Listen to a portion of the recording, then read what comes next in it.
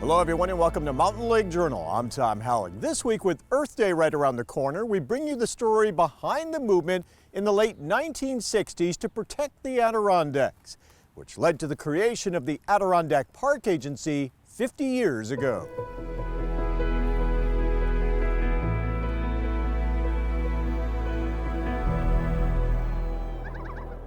New York's Adirondack Park is bigger than Yellowstone, Yosemite, Glacier, Grand Canyon, and Great Smokies National Parks combined. It is one of the largest unbroken deciduous forests on Earth. It has 1,000 miles of wild and scenic rivers and hundreds of breathtaking lakes and peaks. But here's an even more amazing thing about the Adirondack Park. Most of its land is privately owned, and 85 million people live within a day's drive. Yet the Adirondacks seem almost completely undeveloped. How did that happen? In the story of land use planning in the United States, the Adirondack Park Agency is truly significant. The Adirondack Park Agency was a wild idea when it was created 50 years ago. It owes its existence to several big trends that combined to create an irresistible force. A small group of activists spent decades building the case that the Adirondacks needed stronger protection. By 1968, they had overwhelming public support. That got the attention of New York Governor Nelson Rockefeller, who eagerly supported the activist cause. You know, he believed in big things. He was not a small man in any sense of the word. It wouldn't have happened without him. There's no question about it.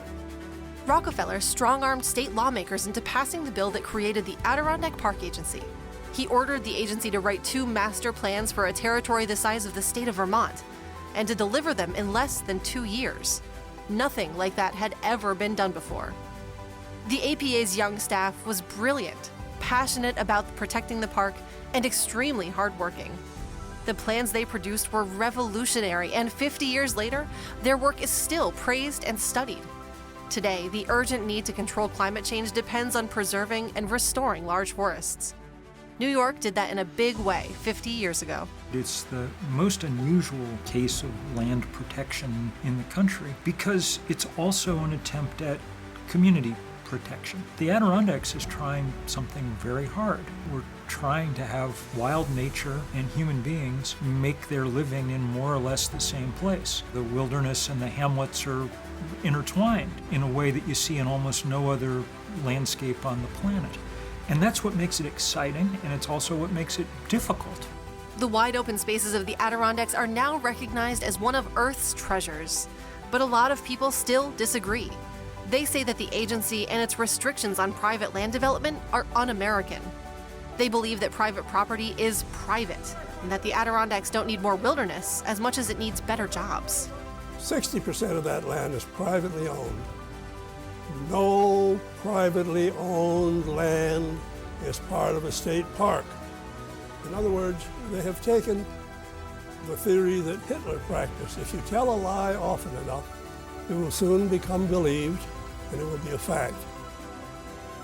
It's an endless debate that boils down to a basic question. What is wild land worth?